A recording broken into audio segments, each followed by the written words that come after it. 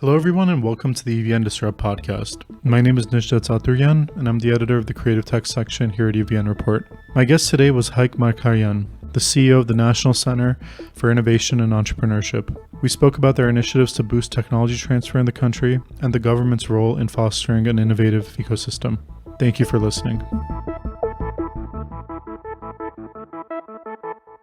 Hayk, thank you so much for joining us today. Najdat, thank you so much. I was waiting for really to meet you here. We've been talking about doing this for a long time, so I'm glad we finally got the opportunity to do it.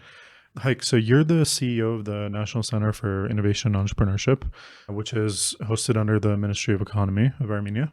Tell us a little bit about what NCIE does and what the scope of the mission is for NCIE. NCIE was formed by the government around 2009, but there were no quite big resources to implement some projects. And when I offered Prime Minister to start the modernization of the center in 2021, that year we started very actively engaging different experts, paying them some money. Even many people came for free.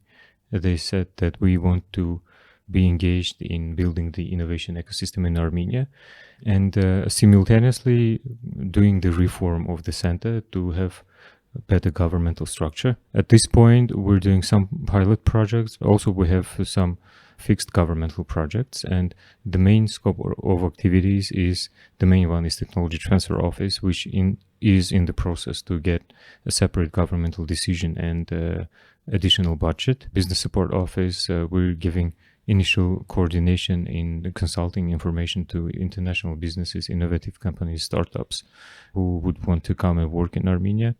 The reimbursement program, the governmental reimbursement program for highly qualified experts. And as many of you have heard, the new Amadi 24 Mars Analog Simulation Mission, which is coordinated by NCIE as well. Right. So the overall scope, based on my understanding of the center, is to encourage an ecosystem for innovation within the country.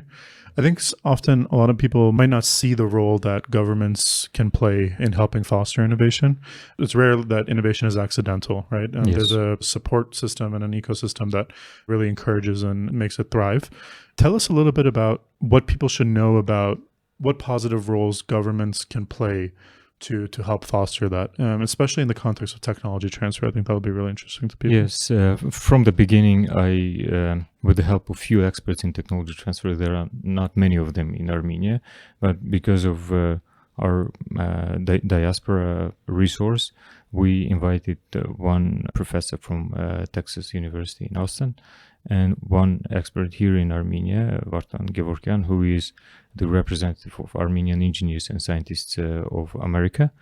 And to my understanding, they're biggest experts here in Armenian technology transfer, and they offered through NCIE to form centralized governmental technology transfer office. Like in the States, now each university has its own office, which helps to commercialize research and innovations. But in the beginning, it was funded by governmental support. And we want to do the same here to build one centralized. I'm just coming back from Texas, and they had a big gathering of technology transfer managers. It is very, very dynamic field now in the States and developed countries, but in post-Soviet countries, it is not developed at all. And we want to at least start with governmental help, start the pipeline, how you can, from disclosing the invention, come to financial return and earn money. So our main goal to give understanding to our scientists, especially to the younger generation, that you can earn money from your research, from your inventions. You can build startups, spin-offs, and sell your license and bring big money from your innovations. The idea of technology transfer is basic research that is done at universities and other institutions to be able to find ways to commercialize those or turn them into products that can come to market.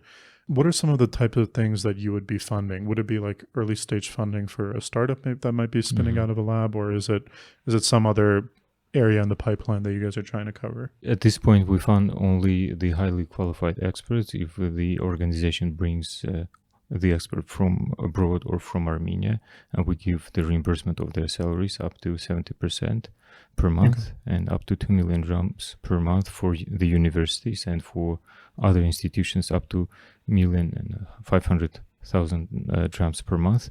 But we connect these scientists, the institutions, with investors and angel investors, VCs, and other types of investing mechanisms. At this point, we don't have our own programs, but the basic solution is to finally get the final version of the system. How would scientists earn money, the institution earn money at this situation, NCIE, and the university earn money? Before and even now, in post-Soviet countries, if from the university or from any other institution there is any research or invention and it is commercialized, university usually does not get anything. And we want to stimulate the ecosystem so that both scientists, universities, and the intermediate institutions like NCIE or other institutions earn money. In our case, we are finalizing the agreement, and hopefully with the help of Migran Aroyan, we're going to sign the first public technology transfer deal with the Physics Institute. Hopefully it will be successful with some American investor. And if it's confirmed, NCIE will get some funding, the scientists and the institute itself. What does a technology transfer deal look like? What does that mean? Usually there are two ways. Either the scientist is creating a new company and becoming a co-founder of the organization and has some shares in the organization, or he just patents the invention and sells the license to the other organization and gets money from the license. So in that sense, technology transfer is not necessarily always sort of a direct path to entrepreneurship. It could be just a new technology or something new in science that was developed at a university or another research institution. I guess the name Yes. there is the transfer to a startup or a company Yes. that would bring it to market and commercialize Yes. it. Yes. It's not necessarily the scientist then switching career paths in a way to become an entrepreneur. No. Most of them, they Interesting. would Right. want to continue their scientific journey and just to sell the license. That really brings, I think a lot of people, when they hear the initial conversation, they might think that what is the role for this intermediary of a technology transfer office, but that really spells it out, right? Because the scientist just wants to keep doing science, whereas the technology transfer office is the one that would deal with the business side of things, as you would call it. Business marketing, and then finding these investors, and also just giving seminars and teach our scientists that you don't need to be afraid of talking with business people about your technologies. You can earn actually money from mass production, more money, rather than you just wait until somebody comes and invests big amount of money to your invention, and usually it doesn't happen. Fascinating. In more mature ecosystems like in the US and Western Europe, how important is technology transfer to some of these more successful larger universities? And what does it bring them other than just some revenue? Or is the revenue substantial? Substantial from technology transfer initiatives? Not the major percentage of the universities have revenue from the technology transfer.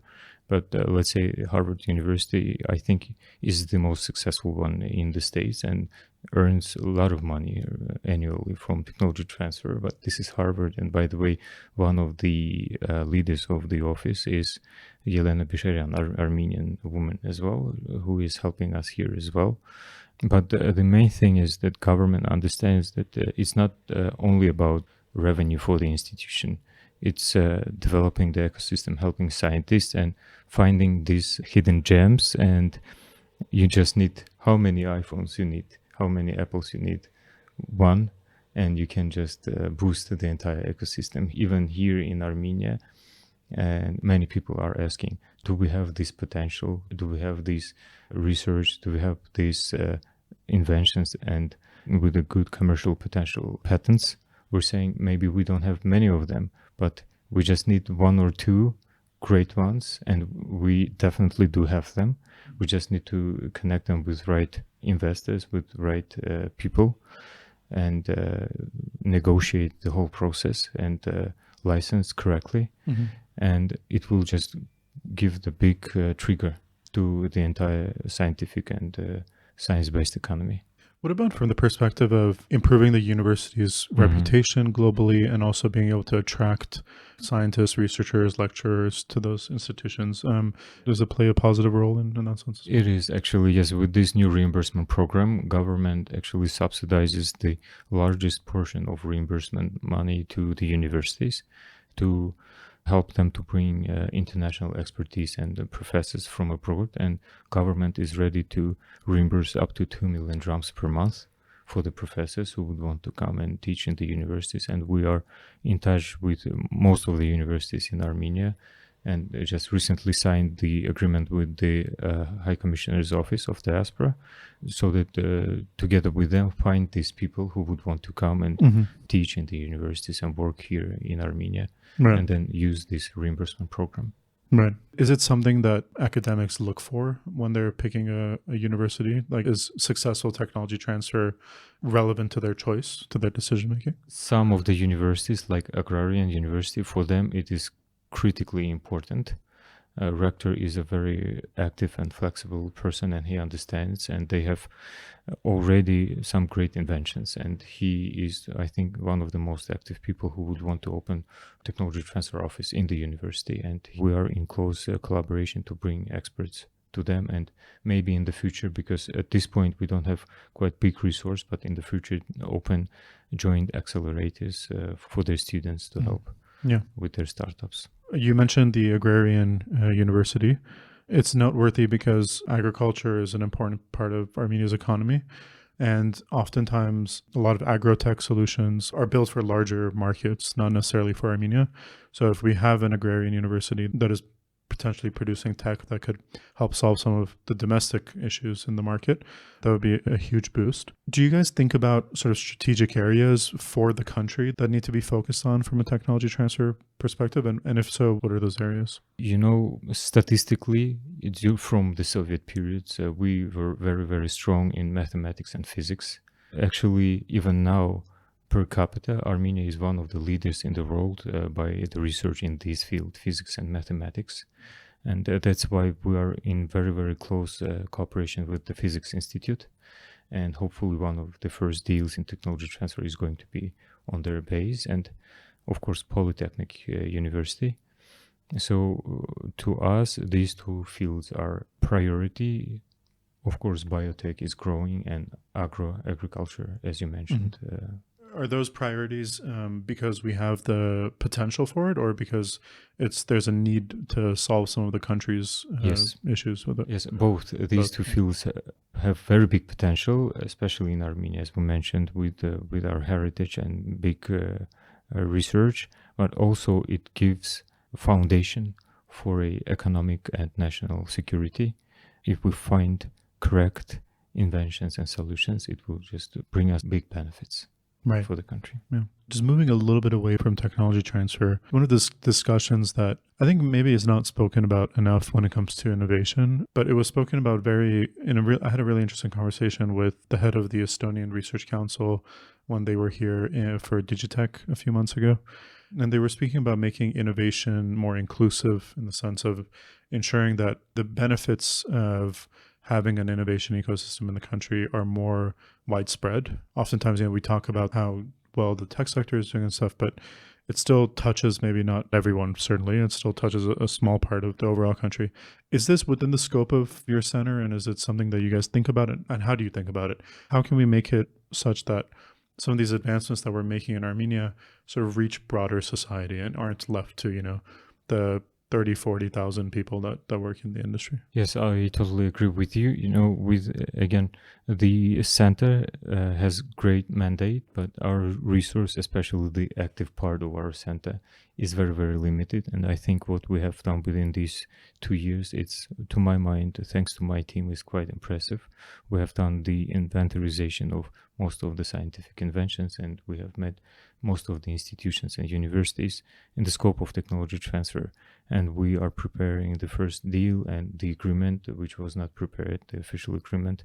But also in the 5-year governmental program, we are in charge of building the regional development of youth entrepreneurship, innovators, women entrepreneurship. And one of the main pillars is to teach in the region people how to use modern innovative mechanisms to earn money. And you can do it in your region, and you can develop yourself and your product and your organization in your region. It is not necessary, especially in the modern times, to go out and find some success in the bigger cities. Yeah, I'm really happy to hear that there's efforts being placed towards bringing that messaging to the regions. Because oftentimes when people speak about Armenia's booming tech industry, in my mind, I think it's really Yerevan's booming tech industry.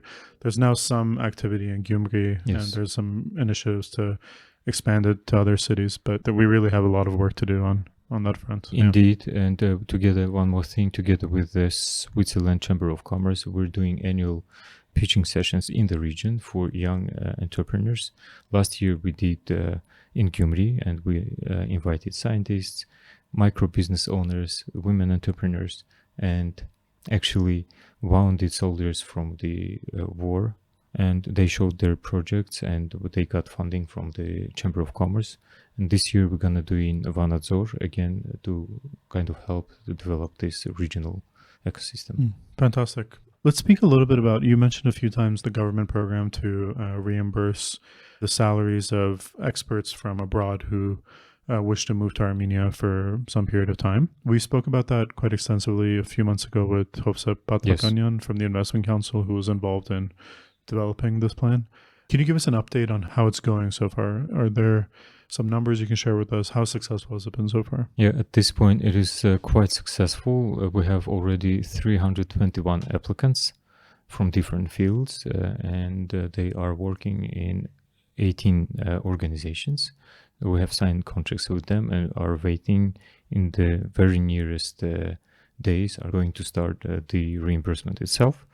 I would say, again, together with the Office of High Commissioners for Diaspora Affairs, we want to bring more and more highly qualified experts and use their resource with Diaspora Network to connect with, target them and connect them with the organizations here in Armenia.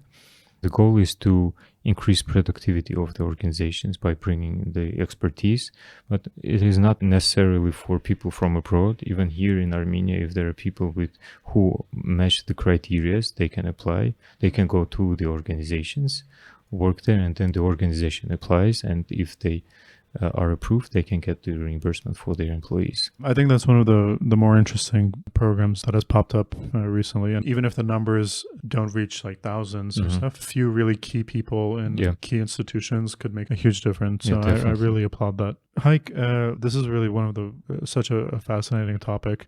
We might have to come back one day to speak about it much further. But this Mars program that you guys are doing, tell me about that. Yeah, wonderful. Thank you so much. Just very coincidentally, somebody told us that there is this program from Austrian Space Forum. We invited them to Armenia, and they haven't actually heard much about our scientific and space heritage. And we formed some organizational committee, including UAT, some legal representatives, and as a governmental body was NCIE. And we showed them the different locations in Armenia. One of the criteria was that this landscape is very similar to Mars. To Mercury. Yes, was one of the options. Yes. They're going to tell publicly soon, very soon. Oh, okay. 99% they have decided that, but not 100% yet. My guess is Mercury, but we'll see. We'll see. And also we told them about our heritage in science space, and that the first Mars rover was designed by Armenian Kemurjan and many other things.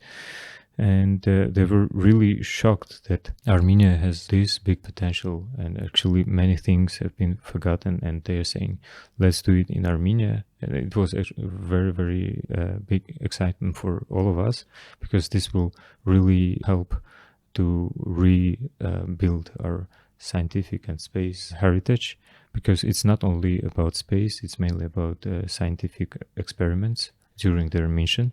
Every 2-3 years they're choosing one country, and there were other candidate countries for the next year, but suddenly they decided to change their mind and announced that Armenia is going to be the host country. We have invited them during the Armenia 23, this forum. We want to do it like an annual innovation forum. And during the forum, they have signed the agreement with, because it's actually a private agency.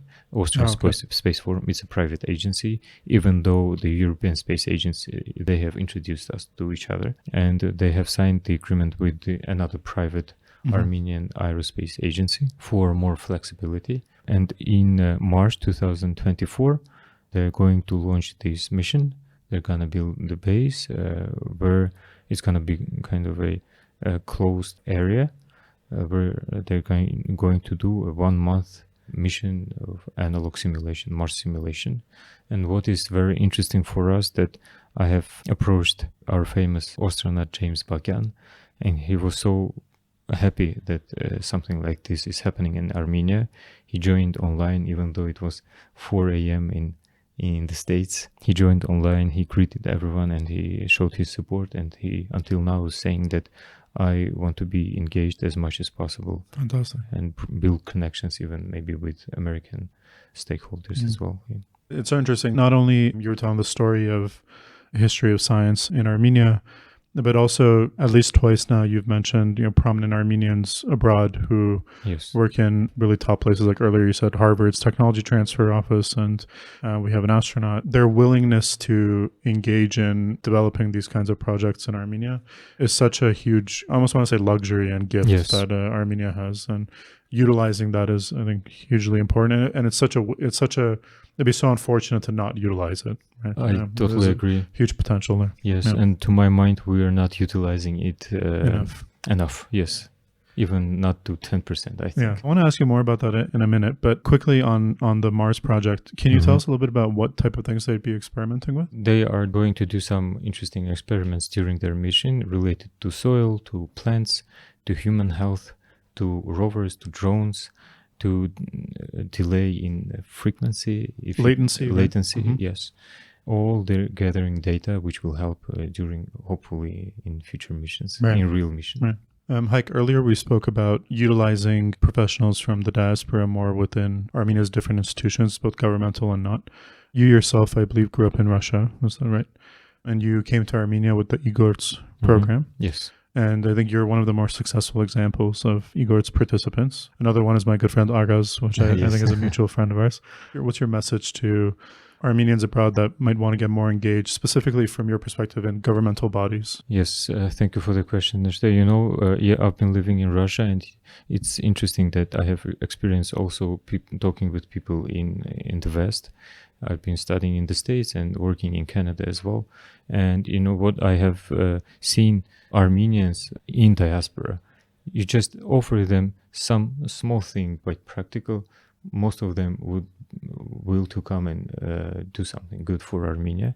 And again, what I said, that we're not unfortunately utilizing this resource entirely. Like, we're utilizing very small part of it, to my mind. Like Igor's, this reimbursement program. Again, Igor's brought one of the diaspora representatives, and now we are, with other Igor's participants, we are doing another program which is related to diaspora as well.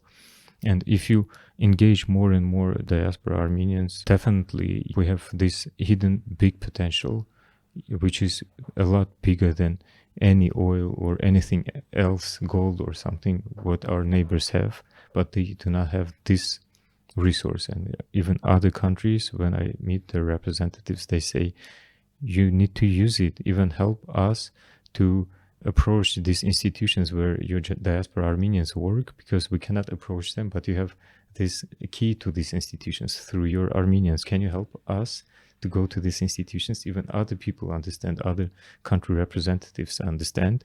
And now what we are doing, of course, in our scope, we're trying to do small, in related to science, small database of highly qualified scientists in the diaspora, which will help in the field of commercializing technologies to our scientists. Let's say we have one invention here and we need an expert which will help to correctly identify this invention and then connect with a correct investor or company, big company where he works. And most of them who we approach, who we write, they reply right away and they just like Yelena or other people like Migran. He came through Igor's as well, but I would say he is a unique Igor's participant because he's a professor, he has big experience, and he's not a young Igor's participant. He has achieved many things in his life, but he just wants to come serve to a country at least for 1 year, but now I'm doing everything so that he stays more. Keep him. Yeah. Yeah. And through him, we connected to many other people. One man is coming and he connects to his network of other Armenian diaspora representatives, which are practically helpful to Armenia. Fantastic. Hayk, our last question. Where do you hope to see NCIE in 5 years? What work do you hope to have accomplished in 5 years? Normal, institutional, systematic innovation center, which we don't have at this point. Honestly, if not to talk about only positive things, we don't have actually normal, big innovation center in Armenia. What we are doing, it sounds big, and actually we have some good results, but still it is kind of a small portion of what we can do. Like other even post-Soviet countries, yes, we know they have money, they have invested hundreds of millions of dollars in building these centers, but we can do it also, let's say, within this Ashtarak academia big project, what government is doing. We want to include in the future the innovation center as well, so that it has direct connection with the education and research and then commercialization. So hopefully in 5 years, we want to have formed institution which will work on a more automated and systematic basis. Right. I wish you a lot of luck with that. Thank you so much. Hayk, thank you so much for joining us today. Thank you, Nishta.